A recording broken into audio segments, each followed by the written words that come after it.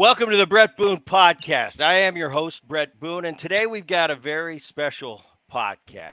22 years ago, my teammate, Mike Cameron, he probably had one of the best offensive days that you can possibly have. He hit 4 homers.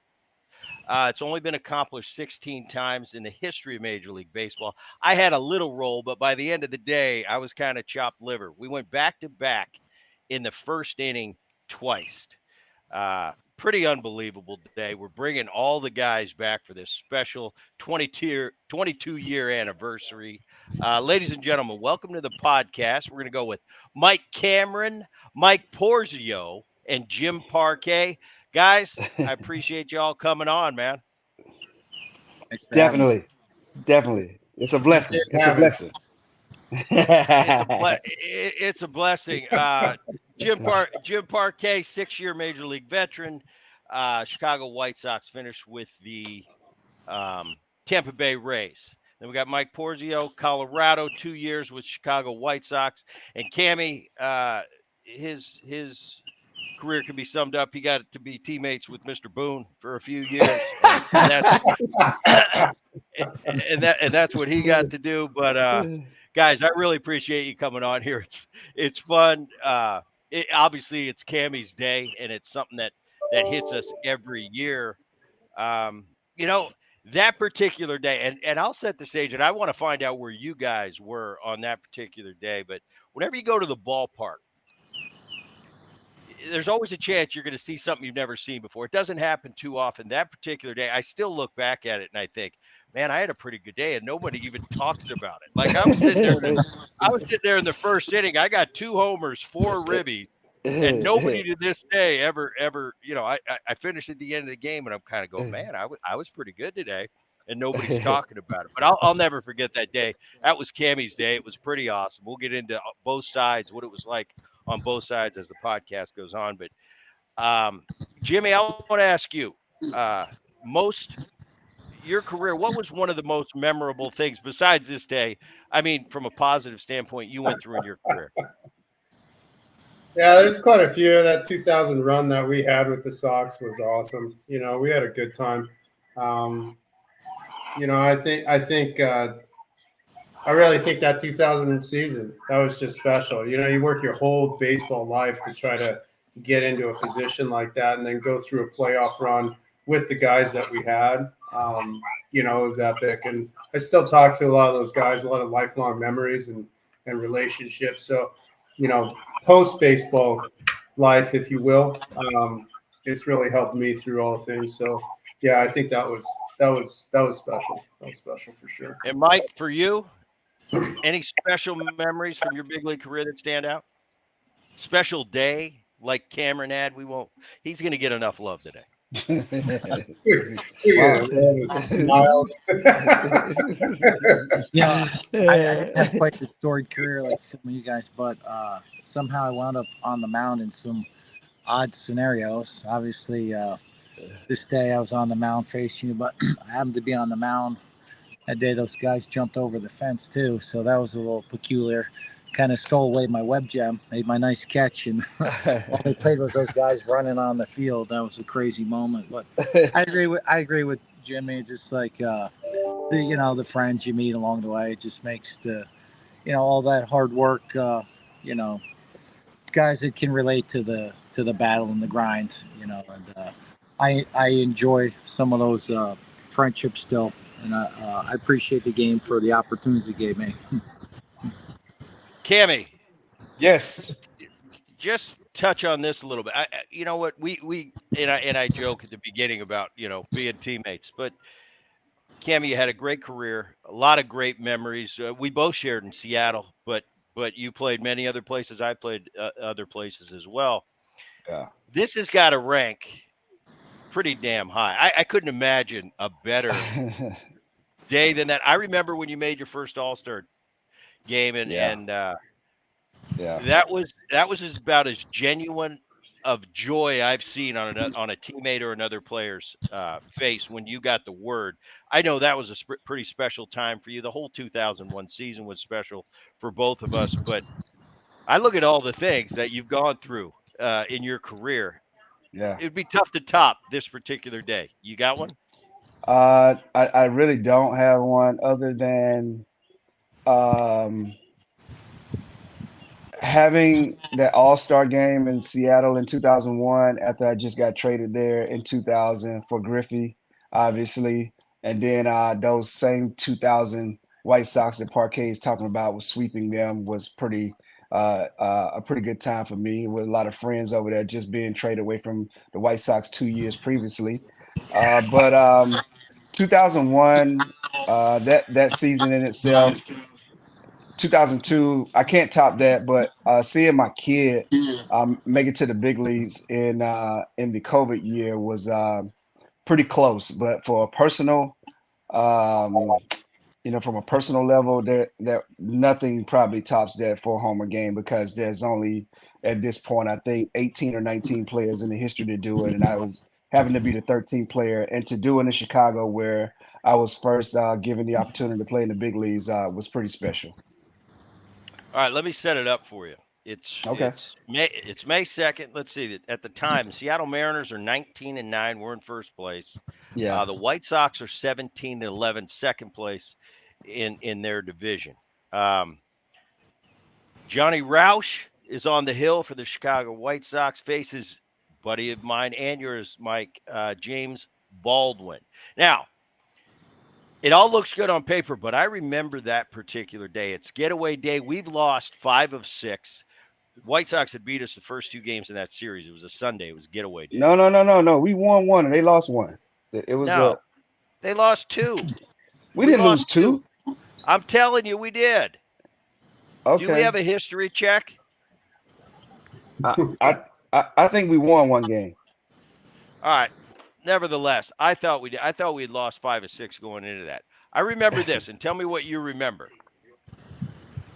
Lou was telling me I stunk at the time. I think I was hitting about 215. Yeah. And he'd say, Boone, you need to up your game, And I kind of looked at Lou and kind of like, Lou, shut up. Of course I need to up my game. I know that. I look up on the board, I see my numbers every day. But I remember it was a weird day for us because the lineup was completely different than we normally have. Yeah. Edgar was out of the lineup. Yeah. Olerud slid down to 4. Cammy went into the 3-hole, and I went to the 2-hole, which I think that's the only game in my Seattle history that I ever hit second. But anyway, Lou was shaking things up. And all right, that's the setup. We go first inning, Johnny Roush. I remember I was feeling horrible. And when I see that video, I remember that swing, and I remember it wasn't one of those feelings where, man, I'm locked in. It just happened to happen. He threw me a heater up and away.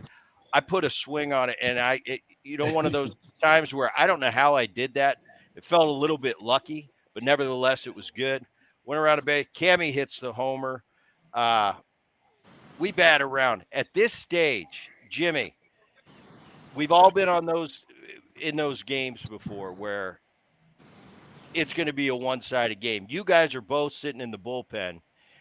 And when you get that phone call at the end of the first time we had it around, what are you thinking? To be honest with you, I was a little worried because I was about 6 months out of surgery. Oh. 81, 82. I was a little worried. Yeah. I was like, this is a good time because I'd just gotten called back from rehab. So, I was a little worried, to be honest with you. I was like, these guys are on fire and my arm's feeling better. It's feeling better, so I'll go after it. But, I remember Cave answered the phone, our bullpen guy. He's like, hey, you got 10 pitches. I was like, what the hell?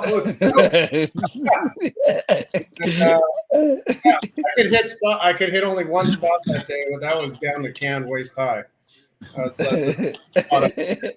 Cammy and you took care of business. It was, but at the end of the day, it's still fun to be a part of that. Back then it wasn't, but looking back on it, you still have to hit the baseball, whether it's slop or not. You still have to hit the baseball, and you guys did your job. That's why you guys were big league hitters. Well, it's amazing. You do talk about you're coming back from rehab. They're saying you got 10 pitches. You end up logging 6 innings that day. Yeah. Roushie didn't get out of the first. I looked at the line. He had a third of an inning, he recorded 1 out, gave up 6 earnings. By the end of that first inning, so we come around the second time, and I remember because, like I said, going into that game, I felt like crap. And I remember, okay, Parque, I'm going to sit on a changeup, and if he throws it, and you did, and I hit my second homer, I come around, Cammy's kind of giving me that smile, like, "Booty, you hot today, huh?" And and it seems like by the time I have a chance to put my helmet in the rack, I hear the crowd and Cammy's rounded the bases again. And now we're looking this last year in Seattle, we did Cammy and I did the celebrity softball game that they have at the All-Star game. And we started talking about this day in '02. And we said, Cammy goes, well, "What are you going to do?" I said, "Well, I'm leading off. I kind of have to go deep, don't I?" And he looked at me and goes, "Yeah, you kind of do." And then we went, I hit a homer, then Cammy came up and he hit a homer. I said, "We're going to do it again." We didn't end up doing it again, but after you change up, I remember you took care of that. But a funny story on this for Cam. So the first one you hit off me was a cutter in her half. And I came in and Nardi, our pitching goes, "What the hell was that?" I go, "A cutter." He's like, "Don't throw that again." And the second time you came up, I think I had you 0-2 or 1-2. And my sister threw another one and you put it in the stands again. And I remember coming back and Nardi's like, "I thought I told you not to throw that again." I'm bad. Well, at the end of that, Cammy, and I want to get your take. So you hit the second home run, and you come back in the dugout. The inning still isn't over yet. I think the end of the first inning, it's 10-0. But I remember me and you, and back in those days, we'd have a word with each other. But it would probably be off the cuff and something funny. Yeah. But we're kind of looking at each other like, well, that's something that we've never done before, and I don't know if anybody's ever done it. Come to find out, no one's ever done it before in the first inning. We've had some good first innings. I've been on some sides of some good first innings. I've been on some sides where I'm on defense for some rough first innings, but that was definitely. Was there anything you're thinking at that point? From my perspective? From your perspective. Other than I was feeling very, very good in the batter's box that day. The White Sox old stadium, or I guess still whatever it's called now, it was Comiskey Park at the time, or maybe it wasn't Comiskey Park, but I've always had a good feeling in that batter's box, and every time I always got in there, it felt good. I could see the ball very well. And on that day, man, I don't know, it was just like the ball was stopping like right in front of me, like it was sitting up on a tee for a change, and just saw the ball very well. And with that being said, you still have to get the ball up in the air, but because I don't think I ever hit 4 homers in a row in batting practice, let alone trying to do it in a game. But to get it up and get it up in the air like that in a really cold, windy day that day too, and knowing that I hit 3 of those balls in center field. A real gold glove thief was out there in Kenny Lofton. So my balls were hit very high, and he was sizing them up like I've seen before myself do it many a times. It's like, I don't know, but it kind of got a chance to push out. Obviously, it was going out to right center a little bit, so that was kind of a blessing in my case, because we may not be talking about this historic day if Kenny Lofton could have got to at least one of those balls in that game. Mike, you end up entering the game later, but what was your perspective from the bullpen? Well, if you got me, you hear me, yeah, I got you. What's going on in the Chicago White Sox bullpen? You got to see it from down there before you enter the game. You come in later in the game, but what's kind of the sentiment down in the bullpen when this is all going on? You're watching this. I think it's just like the games that you're part of that you don't really always want to be part of in baseball, and just trying to make the best of a situation that's turned pretty ugly quickly. And obviously you always want to see your teammates do amazingly well, and you're always pulling for your guys, but sometimes that stuff happens, and now it's just you do your best to kind of end the damage and keep it going forward, and hopefully save whatever's left of the bullpen for the rest of the week. You know. Jimmy, you and Cammy were teammates before this day, Yeah. back in the Chicago White Sox days. Yeah. So Yeah. I don't know about you, but I hated when I faced buddies of mine. I had a good friend of mine. I had a good friend of mine, Dave. Hold on. I'm tired of seeing Cammy's wife. I'm smiling. Look at him. He's so happy. He's been waiting 22 years to see my ass. You know, just tell me. Oh man! Look at him. My pleasure. All right, go ahead. No, I remember a good buddy of mine, golf partner. We did tournaments every year. His name was Dave Burba. Had a long, great career. Yeah. And I used to hate. He was my roommate when we'd go to Pebble Beach. We lived together. And when I'd face him when he was with the Indians, he'd just give me that Burbs goofy smile on his face. And I'm like, Burbs, I hated it. I hated it. I hated facing him. I felt like it gave him the advantage. I felt sorry for him. Everybody else is the bats are flying off the rack. I can't get a hit ever. So I didn't like that. You guys were teammates. All right, I come up for at bat number 3. You punch me out. I go back. I'm like, well, still having a pretty good game. Cammy goes deep again. What's going through your mind at this stage? Keep the ball in the yard, boys. I didn't care one bit if you freaking hit one off my forehead or off the wall. I didn't care. I was like, just keep the ball in the yard. I was hoping, but I mean, at the end of the day, you're trying to compete out there, and the game's out of hand, right? As Porzio said, it's just like, man, you're kind of stuck in a lose-lose situation. But you're a competitor, right? You go after guys, and Cam was locked. I mean, Yeah. I was throwing balls down the middle, or had good pitches where he was locked. I'd pitch enough in the league to know when a hitter's locked or not. And I don't think I ever faced you before that, because in '99 we were teammates, and then you got traded, right? I didn't face you in 2000, correct?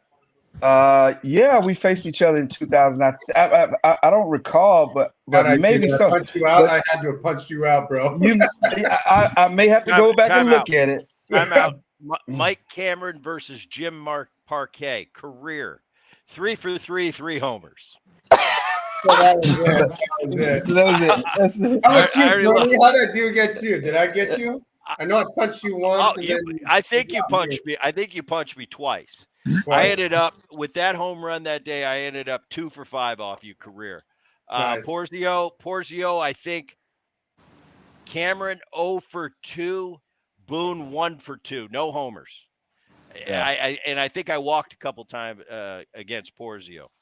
Back to the thing, what you're saying. Give Cam kudos on this, even though he's all excited right here. I'm gonna give credit where credit's due. I mean, he was locked. He was. I mean, anything I threw up there, he had that go gadget bat, but more importantly, like his rhythm was just like locked.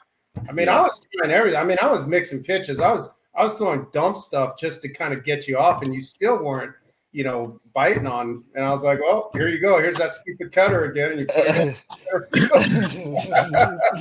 when you watch the video, it is like it's kind of a replay. Other than the homer you hit the left, the 3 homers you see the center, it looks like the same swing. Yeah. But I go up, you punch me out, and then Cammy hits another home run. Well, by the way, at that point, you had 3 homers. You still didn't have as many RBIs as me. Yeah, but that's true. Nevertheless, he hits third, and now I'm starting to feel bad because I'm not on base. I come up my next at bat. I think you punch me out again. Yeah. So I'm 2 for 4, 2 punch outs, 2 homers, and Cammy hits another one. And I remember then I stopped him in the dugout. We had a conversation. It's the 5th inning. Yeah. And I said, Cammy, I'll tell you what, two homers is a really good day. I said 3 is a different level. I said before, this is something that only a few people have seen in their life. And I stopped from kind of like a joking moment to like, this is real. It's something I've never witnessed before. It's unbelievable. And I'm thinking it's the 5th inning. He's going to have a chance to hit 5. No one's ever done that. Okay. That's when we turned the ball over. The Chicago White Sox and Jimmy Parque turned the ball over to Mike Porzio. Now, Michael, you've been watching this all day. You know Cammy's got 4. You're coming out of the bullpen. What's your thought process? What's going to happen? What ain't going to happen? Well, what I want to see unfold is he swings the bat and the ball stays in the ballpark. So that I'm not number 5. But you know, I had some orders to make sure it wasn't too much in the middle of the plate the first time. And so it just worked out that you got yourself on base like that. I was determined that you were going to swing the bat. And so you deserved it. You needed that moment. And I wanted you to have that moment. But I'm trying to balance in my head to make sure you get the moment, but I'm not part of that moment as the 5th home run, you know? Yeah, that would be crazy. Okay, so you go through both of us twice. So you got to face both of us twice. All right, I think you end up walking me. Yeah, Bases loaded. so as we go through this here, so I felt pretty you good. Go through it. You're better at it than me. Go ahead, Michael. Take the stage. So I don't know where I came in, somewhere around maybe the 6th inning, something like that, and I felt pretty good. Was throwing the ball okay, and but now second time around. Can you guys see me? My phone just showed up weird. Yeah, no, we got you. Okay, so the second time around, I feel like I'm starting to lose my groove. Boone, you're having a great at bat against me. I think I had you like 0-2 or 1-2, and you worked it into a walk. I missed a pitch or two. You might have fought off a pitch or two. It's like, darn, you know what I mean? So here we go. So you're on base. I don't even know how many people are on base. I think we have 2 out, and you're coming up. And so so I'm committed to letting you hit a fastball. I just don't want it too much in the middle of the plate. And anyhow, so I throw the first pitch, and I remember it was near the plate, and you take it, and the fans start booing. And I can appreciate that. They want you swinging. I want you swinging too. And the next pitch, I get on the mound, I throw ball too. And it's like, damn, like, what the hell? So now I'm 2-0. They're booing pretty loud. And so I'm trying to regroup and not just groove it down the middle, but, somewhere in the park where you can swing and not blast it out of the ballpark again, the way you were swinging. And I go ball 3. So now the whole stadium is standing and booing me. And I'm like, I just can't have this, that you don't get to swing. So I'm really hoping at this point of all times that you actually are green lighted and you can just swing. Because the last thing I want to do is walk you. That would be a crappy end to an awesome day. So I threw it pretty much down the middle. Yeah. And you didn't swing. I'm like, geez, like, dude, you could have put that was, I got to do it again, and that could have been number 5 for you, dude. So it's like, great. So I throw it again, and give you another fastball, and just try and put it in the plate, and you fouled it off. So at least I'm not feeling horrible at this point, but I'm committed for you to put a ball in play. So I stayed with the fastball. I knew you were about to barrel the daylights out of one because you've seen now 6 fastballs. You're already rocking everything all day, and threw a reasonably good pitch, and you just had a great swing on it. You hammered the ball to right field, actually. Our guys, with the wind kind of pushing out right center, were pretty much back to the wall. And so what was a missile basically to the top of the fence happened to be caught. So for me, it was like, holy cow, thank you, Lord, that you got the strike. And it stayed in the park. And so you got a great swing off. And I thought, other than not being a home run, it was about the best way you could have that at bat end without it being a home run. That was just missed. So congrats to you on swinging so great and having a day like that. And it was fun to be part of it. I was talking to Mike, and I had a conversation yesterday, and he kind of summarized that for me. And I told him I'm standing on first base, Cammy, and I've never asked you this question, but I'm standing on first base. Paul Konerko is the first baseman, and I remember Mike getting you 3-0. And I Yeah. remember turning to Paul Konerko and I said, Paulie, because I think it was 15-4 at the 15. time. And it's in one of those situations where you don't swing 3-0, just like you don't steal a base when it's 15-4 in the ninth. And I remember turning to Konerko and saying, Paulie, if there's ever an exception where you let somebody swing 3-0 in a blowout game, it's right here. And he looked at me and he goes, Booney, I agree with you. This would be an exception to that rule. Now, in my mind, I thought Cammy ain't going to swing, though. He's going to take, because that's just kind of locked into our brain. Did you ever think 3-0 of taking a swipe?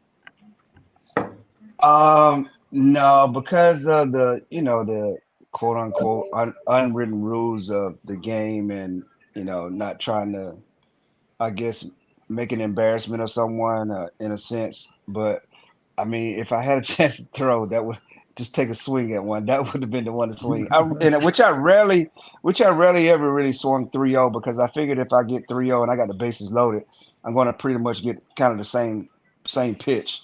I'm gonna get two swings at it opposed to one, and then pop it up and whatever it was. I don't know why I always thought that if I swung 3-0 and I worked this hard to get this count, I don't want to pop it up. But in reality, 3-0 sometimes is like the best time to swing, because you're going to be locked in to take a swing on it. But that particular day, I was seeing the ball very well. So I knew that I was going to get at least one opportunity to put a good swing on it. And I did. I fouled it off, I think. And the next one, Porzio got it a little bit outside, a little more out over the plate, where I couldn't really get the full extension of getting the ball in the air like I did the previous three times. But I did have a good swing. I only after I saw the ball after it was hit, I just wanted like the double so I could get the RBIs to catch you. So that was the Don't worry.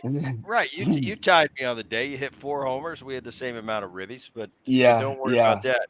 Did you ever hit? Because I'll tell you, I had that first base angle. Obviously, I'm standing on first base.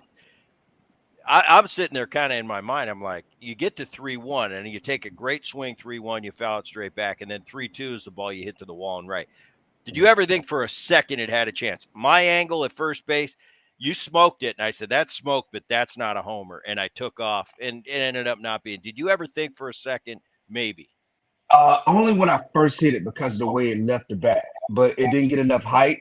And so I just, at that point, I was rounding first, and I was just praying that it got to the gap. But Jeff Leafer made a great play out there, right up against the wall, right at the top of the fence. So that's when, it was a 3-2 count, and it was 2 outs. And so that kind of killed the vibe a little bit. But the overall joy of the day was still there, man.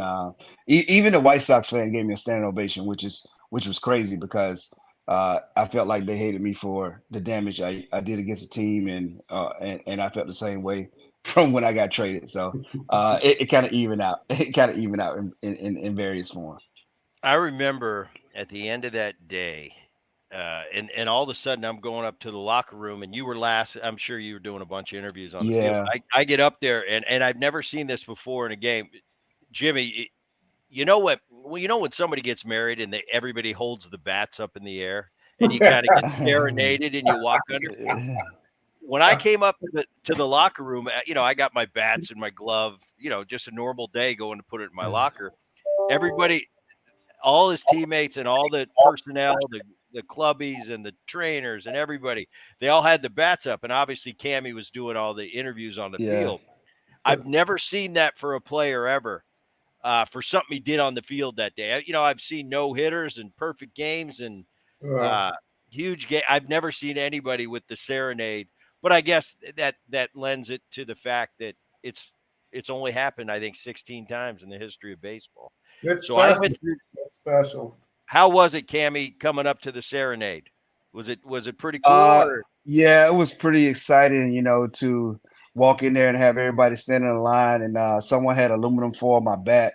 They gave me an aluminum foil king hat, crown, or whatever it was. And to walk through that and everybody dousing beer all over you, man, it was pretty special. The only bad thing about it was getaway day. So we had to like kind of scurry and get ourselves together. after that day and just kind of like relive it. I think I relived it so much. I didn't go to sleep. I remember getting to New York. We got to New York probably about 2, 3 in the morning or something like that. And I remember just getting like ordering ice cream and watching ESPN like over and over and over again till about 4 or 5 in the morning. So it was pretty special day. You know, it was late, but I got a chance to thoroughly enjoy it, man. It was a pretty special day, as we all know that some people, many people has played this game. You know, to be a part of something of that special day in history is something I'll never forget at all. Period. And Jimmy, like I said to open the thing, I really appreciate you coming on today. And it's one of those days. We've all had them, and it's just kind of like when a day goes like that, it's like, what are you going to do about it? We've all had them. That's kind of this life of being a Yeah, professional athlete and going through it. yeah, You have some Yeah, unbelievable days, and you have some rough ones. that's true. If you haven't had days like this, at least on my end, then you're probably not going to be in the big leagues or be at a high level. You gotta fail in order to succeed. So, yeah. obviously would not want to go through it again, but I had a few reservations. I was like, am I getting set up here? I'm No. Nah, like, I know Cam.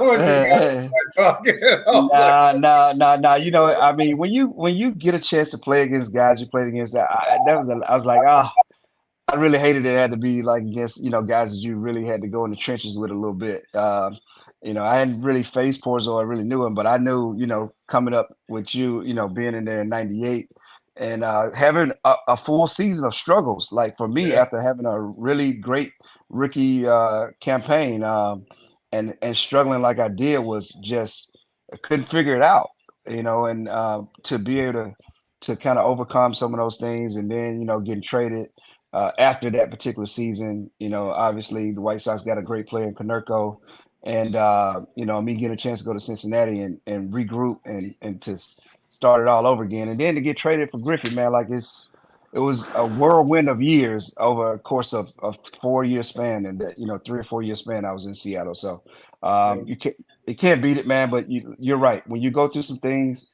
in the game, you got to be coming back as with vengeance as best as you possibly can. And look, I think I've had 2 games where I went over 5 or 4 Ks, and I had no clue. And the next day I'd come back and hit a homer. I remember doing it in Dodger Stadium. I struck out four times and came back the next day and hit a homer. So it just for the pitchers, it's a little tougher because you don't really get a chance to come back the next day unless you give up a home run as a reliever and you get a chance to come back in. But when you're a starter, you're a long middle guy, you don't really get that opportunity because you're pretty much taking up space for someone else already who already is having a rough day or a hard day, so to Yeah, I speak. think I think that's the hardest part of pitching. It's not actually pitching. It's you only get, you got to wait 4 damn days before you can get back on the mound, and if you have 2 or 3 bad outings in a row, it's kind of it's could be can time. So yeah, I think that mental toughness that you're talking about, that's part of the game. I remember when I first got called up, Jamie Navarro pulled me aside, longtime veteran pitcher. Yeah, He said, "Don't ride the highs or the lows. Just the guys that stay here are the ones that just even keel, right?" yeah, And I think that as Cam was speaking to, that as long as you can enjoy it a little, and the sun will rise the next day, as it did for me after that May 2nd day. You just stay with it and you keep going. And the guys like you guys had longer careers than me. You were able to do it for a lot longer, and stay healthy through it. So it was great. One last thing is, Guna, you asked me what was, a highlight of the career, so to speak, and it's actually the aftermath, being able to be on a podcast with great individuals and reconnecting too. Kenny, you're talking about all these things, and it's just jarring my memory. I'm like, damn, how did you remember that? And then I can go back in crystal clear detail in it. That's what I'm doing right now. So I appreciate you for that. I really do. Not for those damn home runs, but for this. Mike, when Mike, when this comes up, every year, May 2nd. We all got to watch it, but I like it because I get to watch for myself a little bit too. I told Cammie one day when we get old enough, I'm going to find a way to reverse it where I hit 4 and he hit 2. But in the meantime, I'll let him have his day. Anyway, Michael, when that day comes up every year, do you have a lot of people coming up to you going, "Hey, what was that day like?" Asking me, Bret Yeah, yeah. Boone. We're going Yeah, Cammie and Mike. yeah, Mike, yep, Cammie. yeah, There we go. yeah. So, yeah, I definitely with ESPN replaying that classic game, I definitely get a lot of questions, and my answer is usually the same. That it's always been a joy being in the big leagues, and you get to experience what the big leagues are on days like that, where you see why people are big leaguers. They can be special at different times, and that was an opportunity on that day where you just showed how you can be special. Not that you're not on different days, but we're all blessed in our own ways, and so it's fun that I had that experience. I feel like I could share some of the wisdom and knowledge that I've taken away from my opportunities in the game with the kids today to hopefully continue the game in a great way and kind of pay it forward. Yeah. Michael, tell everybody what you're doing now. I know you opened a facility in Connecticut. Tell the people watching and listening to the Bret Boone podcast right now where they can reach you and what it's all about. It's called the Clubhouse. I appreciate that. We've been here about 15 years, and we're just trying to provide our knowledge and experience to try and bring these kids forward, help them understand the game the way it's meant to be played, so it can really leverage their life in a better way to get them to next level opportunities like we all dream of, and better schools, and if they leave with a better life from the game, I think it's well worth it. So that's kind of what we do. Jimmy Parquet, tell the Boone podcast audience you're up in the Northwest, my old stomping grounds. What you're Yeah. doing, what you're up to. I know you're involved in a facility as well. Yeah, yeah. Almost 15, 20 years, Big League Edge, facility here. And then we have places across the nation, and we do MLB to youth. So we have MLB guys come in, and I consult here and there for different organizations. But same idea, just helping those fellas, not really in the game, so to speak. That's the secondary, is teaching them how to become, powerful leaders through baseball, and getting them to achieve what they need to do. So yeah, it's been awesome. It's been awesome to see the young guys come through and see how the game has changed. Right? I mean, it really has. It's changed a lot. That the generation before us, they're still very talented. They just approach the game differently, and trying to connect with them has been a lot of fun. Been a lot of fun. Very cool. And Mike, tell the Boone podcast what you're up to. I know what you're up to, but let them know. Well, I had a facility also for like 10 years, and then I kind of closed that down. And when I got more involved with the Mariners from a special assignment, special assistant guy, helping these guys out in the minor leagues a little bit. And obviously, it still gives me an opportunity to chase my kid around who's continue to try to find his niche after, getting a year in the big leagues and now trying to work his way back there. To be able to help him out still. Obviously, as Parquet said, the game has changed a whole lot more right now. I'm just kind of looking at my little tabs right now. I got 3 of them open right now to find out where he is on Fangraphs and the different things to try to help him in that area to understand where he is from the analytics standpoint, and just kind of point out things that maybe can help him out along the way. But also, to share my experiences with the guys who I get a chance to work with along in the organization, and just like to be a voice sometimes that we have so many people in the game today that that didn't really play at a professional level. So I get a chance to really share my experiences from minor league ball to the 17 years I played in the big leagues, the ups and downs, the highs and lows, and also just kind of be a contributor to the success of the big league team in some capacity. Very cool. On behalf of Bret Boone, Mike Porzio, and Jimmy Parquet, we appreciate you letting us be a part of your world this day, May 2nd, Mike Cameron. I appreciate it. I'm glad you let me be a part of it. No, all kidding aside, a lot of fun. I really appreciate you guys coming on the show. I think people will like you getting a little behind the scenes of what happened on that day, because we're going to see it probably till the day we die. Every May 2nd, it's going to pop up. A couple of us like it, a couple of us don't like it so much, but nevertheless, it's a tribute to this great game that we all we're fortunate enough to get to play and put a uni on our back and do it for a living, man. A lot of fun. I appreciate you guys coming on. For all you out there watching the Bret Boone podcast now on YouTube, I appreciate you tuning in.